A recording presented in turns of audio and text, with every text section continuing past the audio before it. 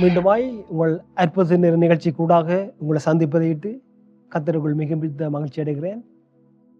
இந்த செய்தியினுடைய முழு செய்திகளையும் நீங்கள் குளோபல் ஃபயர் லைவ் டிவியில் ப்ரோக்ராமில் பார்க்க முடியும். மட்டுமில்லாத படிக்கிற அநேக தேவ தாசங்களுடைய அருமையான தேவடைய வார்த்தைகளை கேட்க முடியும்.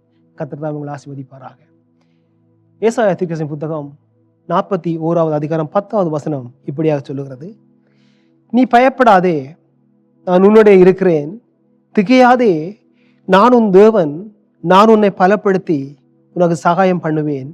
என் நீதியின் பலகரத்தினால் உன்னை தாங்குவேன். நீ பயப்படாதே, நான் உன்னுடைய இருக்கிறேன். இருக்கு அருமையான சகோதர சகோதரியே, என்னோட வாழ்க்கையில சுற்றிலுமா இருக்கிற சூழ்நிலைகளை நான் பார்க்கிறான் வேளையில, செய்திகளை கேட்கிறான் வேளையில, நம்முடைய இருதயம் பயத்தினாலும் கலக்கத்தினாலும் நிறைந்திருக்கிறது.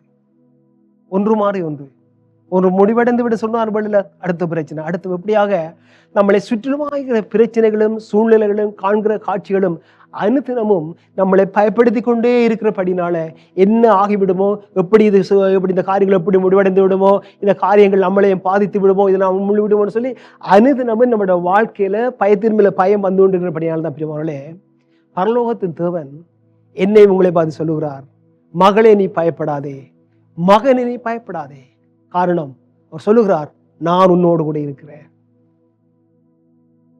வானத்திலும் பூமியிலும் சகல அதிகாரங்களும் படைத்த தேவன், அண்ட சராசரங்களை ஆளுகை செய்கிற ஆண்டவர், மரித்து உயிரோடு எழுந்தவர், இன்றைக்கும் உயிரோடு இருக்கிறவர், வானம் எனக்கு சிங்காசனம் பூமி எனக்கு பாதவழி என்று சொல்லி இருக்கிறவர்,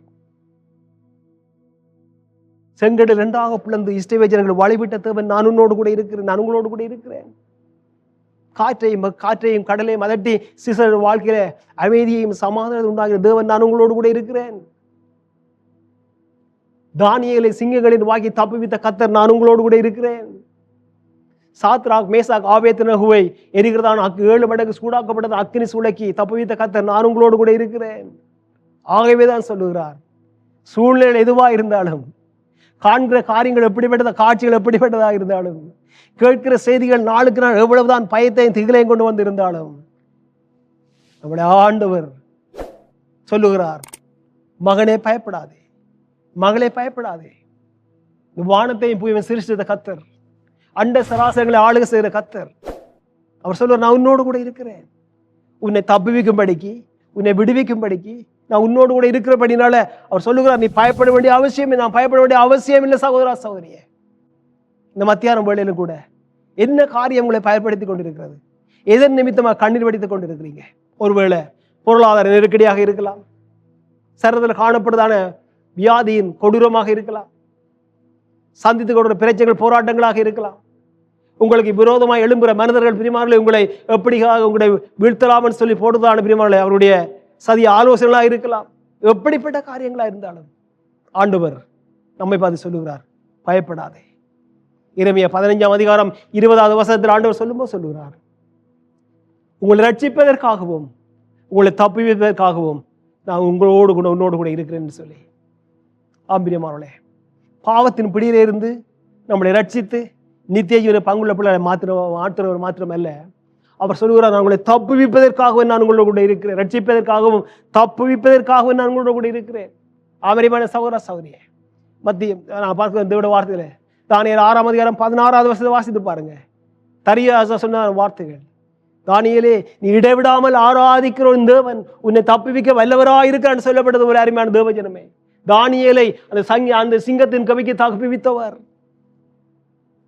சாத்ராக் மேசாக் ஆபேத்நேகோவை பிரிமார்களை தானியேல் 3:17 வாசித்து பாருங்க. 7 மடங்கு சூடாக்கப்பட்ட அக்கினி சூளைக்கு தப்புவித்தவர். அறிவான தேவ ஜனமே, ஆராதிக்கிற ஆண்டவராக இயேசு கிறிஸ்து அவர்களை தப்புவிக்கிற ஒரு தெய்வம்.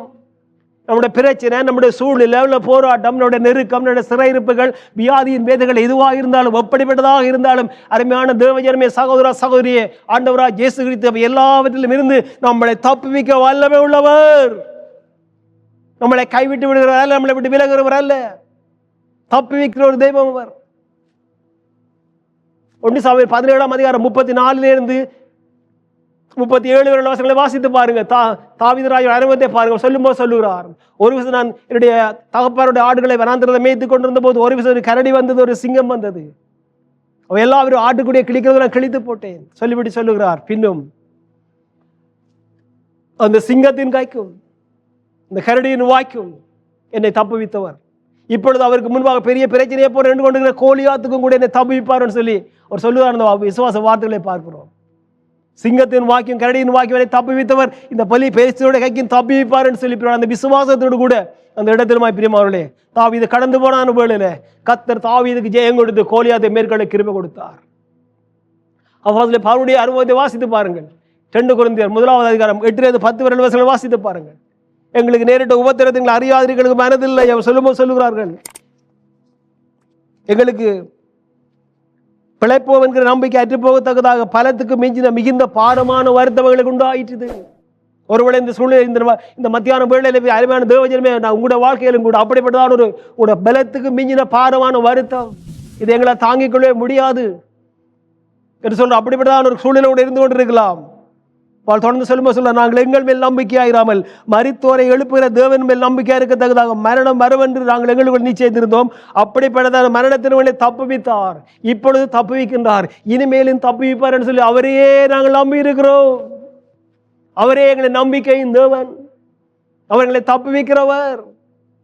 கடந்த காலங்களில் தப்புவித்தார், இப்பொழுது தப்புவிக்கின்றார், இனிமேலும் அவர் தப்புவிப்பார் என்று சொல்லி அவரையே நாங்கள் நம்பி இருக்கிறோம்.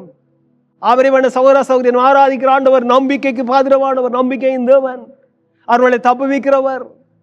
அவர் சொல்லுவார், சிங்கத்தின் வாயிலிருந்து கூட தப்புவிக்கப்பட்டோம், மரணத்துக்கு சமயமா இருந்தோம், எங்களுக்கு மரணம் வருவது நிச்சயித்திருந்தோம். அப்படிப்பட்ட சூழ்நிலையும் கூட எங்களோடு கூட இருந்து எங்களை தப்புவித்தவர். இப்பொழுது தப்புவிக்கிற இனிமேலும் அறிவான சகோதர கடந்த காலங்கள் முழுவதும் நம்முடைய வாழ்க்கையில கூட இருந்தவர்களை தப்புவித்தவர். நடந்து வந்த பாதையிலே நாங்கள் சந்தித்த பிரச்சனைகள் மத்தியில, நமக்கு விரோதம் எழுப்புகிற மக்கள் மத்தியில, சிறையிருப்புகள் மத்தியில, வியாதியின் வேதல் மத்தியில, எல்லாவற்றிலும் இருந்து கடந்த காலங்களில் என்னையும் உங்களையும் தப்புவித்தவர். இப்பொழுதும் கூட அருமையான தேவஜனமே, அருமையான சகோதரரே, நீங்கள் போய்கொண்டிருக்கிற பாதை, சந்திக்கிற பிரச்சனை, உங்களுடைய நெருக்கம், உங்களுடைய சிறையிருப்பு எதுவாக இருந்தாலும் அவை எல்லாவற்றிலும் இருந்து உங்களை தப்புவிக்க தூக்கி எடுக்க இயேசு கிறிஸ்து வல்லமை உள்ளவர். அவர் தப்புவிக்கிற ஒரு தெய்வம், இன்றைக்கும் தப்புவிக்கிறவர். ஆகவேதான் தனிவராய் எழுதுகிறார், தானியேலின் தேவன் அவரே ரட்சிக்கிறவரும் தப்புவிக்கிறவருமாயிருக்கிறார். தானியேலை சிங்கங்களின் கக்கி தப்பாக்கி தப்புவித்து அவரே தப்புவிக்கிறவரும் ரட்சிக்கிறவருமாயிருக்கிறார் சொல்லி தரி எழுத வார்த்தைகளை பார்க்கிறோம். ஆமரிவான சகோதர சகோதரியே, எதை குறித்து கவலைப்பட்டு கொண்டு இருக்கிறீங்க? எதன் நிமித்தம் கண்ணீர் வடித்துக் கொண்டு இருக்கிறீங்க? ஒருவேளை இது கடைசி விளிம்பில் வந்துவிட்டு இருக்கிறீங்களா? அப்படிப்பட்ட சூழ்நிலை இருந்தாலும் கூட அருமையான தேவஜனம் அன்றைக்குமாய் மத்திய 14-28 வாசித்து பாருங்க. ஓ பேதுரு அமிழ்ந்து போகிற வேளையில ஆண்டவராய் இயேசுவை பார்த்து கொண்டு கடல் மேல் இருந்த பேதுரு காற்றையும் கடலையும் பார்த்து அமிழ்ந்து போகிற வேளையில ஆண்டவரே ரட்சிவனை கூப்பிடாத வேளையில கரண் நீட்டி பேதுருவை அந்த கடைசி நேரத்தில் கூட பிரிவுகளை தப்பி வைத்து ஆண்டவராய் இயேசு கிறிஸ்து இன்றைக்கும் இந்த மத்தியான வேளையிலும் கூட நீங்கள் யாரா இருந்தாலும், எந்த தேசத்தில இருந்த வார்த்தையை கேட்டுக்கொண்டிருந்தாலும், எந்த சூழ்நிலை மத்தியில இருந்தாலும், ஒருவர் அமிழ்ந்து போகிற சூழ்நிலையில இது எல்லாமே முடிந்தான சூழ்நிலை இருந்தாலும் கூட அருமையான தேவ ஜனமே, நாம் ஆராதிக்கிற ஆண்டவராய் இயேசு கிறிஸ்து அவர் தப்பி வைக்கிறவர். அவருடைய கரம், ஆணிகடாக கரம் நமக்காக நீட்டப்பட்டிருக்கிறது. அவருடைய தூக்கி எடுக்க அவர் தப்புவிக்கிறவர். ஆகவே சங்கீதக்காரர் தாவீது சொல்லும்போது 116 தேவரீர் என்னுடைய ஆத்துமாவை மரணத்துக்கும் என் கண்களை கண்ணீருக்கும் கால்களை இடுதலுக்கும் தப்புவித்தேன் என்று சொல்லி கர்த்தர் தாவீது சொல்ல வார்த்தைகளை பார்க்கிறோம். அருமையான தேவஜனமே, ஆகவேதான் ஆண்டவர் நம்மை பார்த்து சொல்லுகிறார், மகளே பயப்படாதே, மகனே பயப்படாதே, நான் உன்னோடு கூட இருக்கிறேன், உன்னை தப்புவிக்கும்படிக்கு, உன்னை விடுவிக்கும்படிக்கு, உனக்கு விரோதமாக எழும்புகிறார். எப்படிப்பட்டதான சிங்கத்தை போல கரடியை போல உங்களை விரோதப்பட்ட யாரா இருந்தாலும், என்ன பிரச்சனையா இருந்தாலும், என்ன சூழ்நிலையா இருந்தாலும், என்ன சிறையிருப்பா இருந்தாலும், என்ன நிந்தையா இருந்தாலும், என்ன அவமானம் இருந்தாலும், எல்லாவற்றிலும் இருந்து அருமையான தேவ ஜனமே, நம்மளை தூக்கி எடுக்க, நம்மளை விடுவிக்க, நம்மளை பாதுகாக்க அவர் நமக்கு சொல்லுகிறார், நான் உன்னோடு கூட இருக்கிறேன், மகனை நான் உன்னோடு கூட இருக்கிறேன், மகளை நான் உன்னோடு கூட இருக்கிறேன், நீ பயப்படாத, நீ பயப்படாத. எதை குறித்து கலக்க இருக்க வேண்டிய அவசியம் இல்லை. அவர் வேடனுடைய கண்ணிக்கும் பாலாக்கும் கொள்ளனுக்கு தப்பு வைக்கிறவர். பக்கத்தில் 1000 பேரும் 10,000 பேரும் இருந்தாலும் எதுவும் நம்மளை சேதப்படுத்தாதை பாதுகாக்கிறவர், தப்பு வைக்கிறவர். இந்த காலவெளியில் அம்மை பார்த்து சொல்லுகிறார், அறிவான தேவஜனம், எனக்கு பயப்படாதே மகளே, நீ பயப்படாதே, இது என்ன ஆகிவிடுமோ எப்படி ஆகிவிடும் மகனே, நீ பயப்படாதே. எல்லாவற்றிலும் இருந்து நம்மளை தப்பு வைக்கிற ஒரு ஆண்டவர் நம்மோடு கூட இருக்கிறபடினால, மரித்து உயிரோடு இருந்து இன்றைக்கு உயிரோடு இருக்கிறபடினால, எந்த சூழ்நிலையாக உங்களை தப்பு வைத்து உங்களை அற்புதம் செய்து விடுவார்களே, உங்களை மகளை பண்ணுவார், உங்களை அற்புதம் செய்து உங்களை மகளை பண்ணுவார், தப்பு வைப்பார். ஆமென்.